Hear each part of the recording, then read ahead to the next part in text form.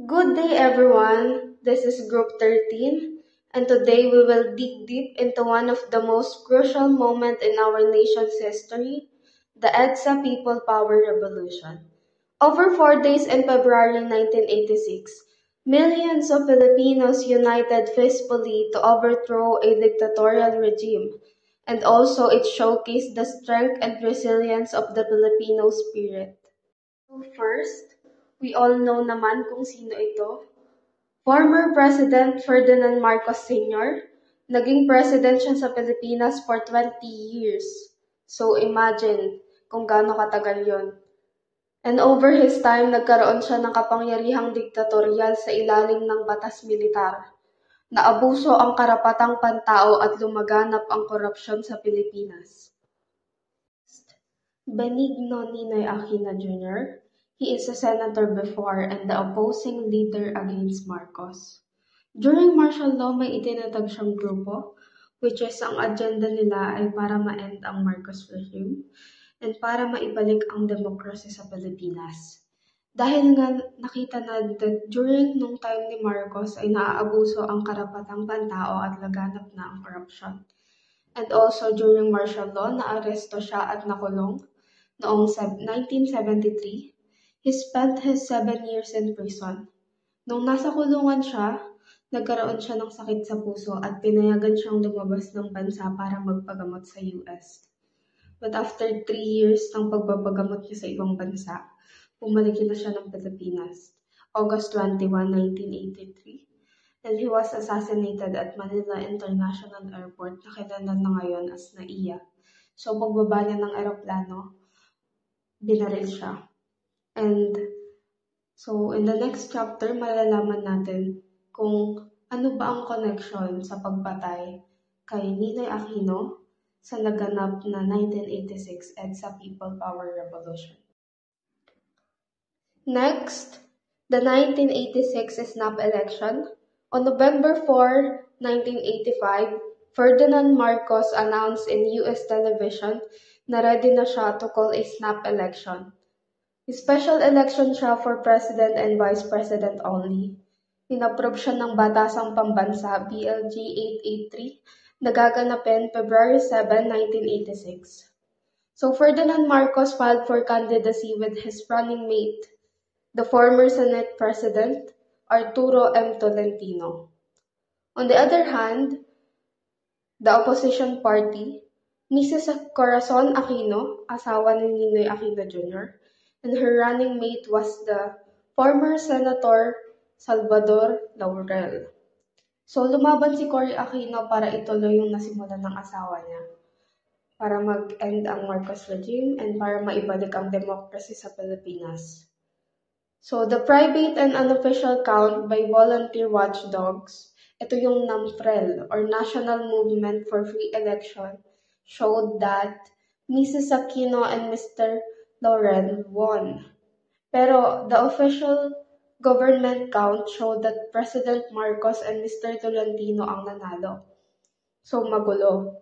On February 15, 1986, Batasang Pambansa officially declared that Marcos and Tolentino as the winner of the snap election.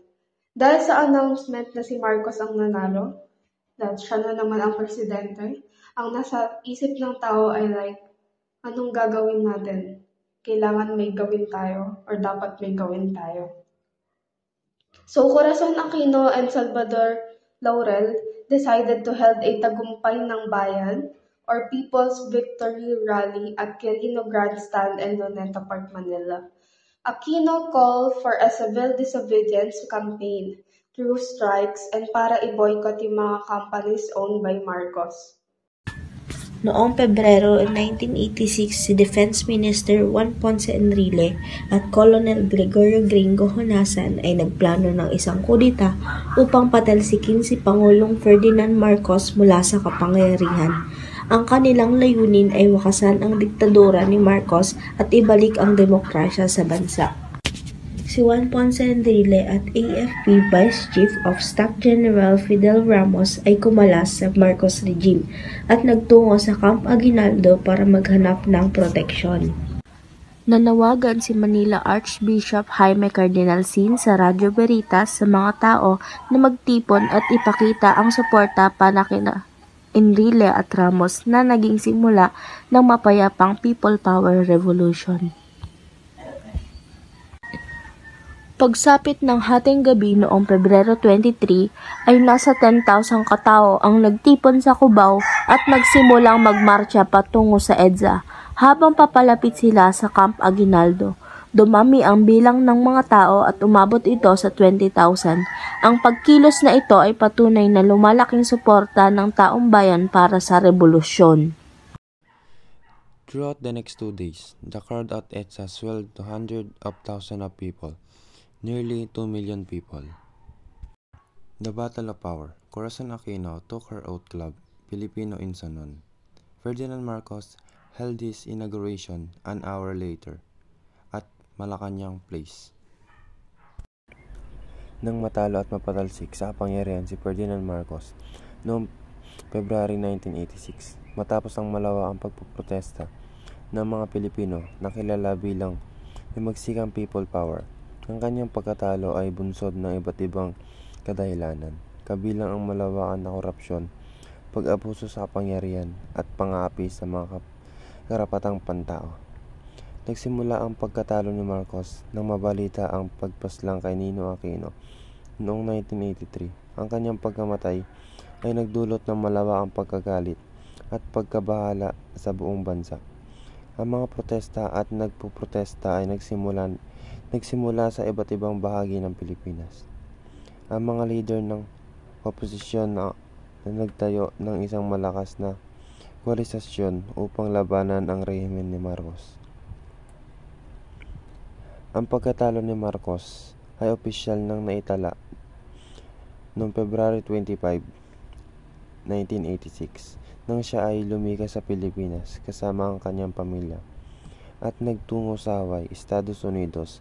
Si Corazon Aquino, ang balo ni Ninoy Aquino, ang naging bagong Pangulo ng Pilipinas at nagtayo ng isang bagong gobyerno. Ang pagbabalik ng demokrasya sa ilalim ni Cory Aquino ay nagsimula nang maalis si Ferdinand Marcos sa kapangyarihan noong 1986. Si Aquino ay naglingkod bilang Pangulo ng Pilipinas mula 1986 hanggang 1992. Kanyang pinangunahan ang pagbabalik ng demokrasya sa pamamagitan ng pagpawis sa legislatura, pagdeklara ng revolusyonaryong pamahalaan at pagtalaga ng 50 membrong komisyon upang magsulat ng bagong saligang batas nang inaproban noong 1987 noong 1988. Kanyang pinangasiwaan ang muling pagpapatupad ng mga lokal sa halalan.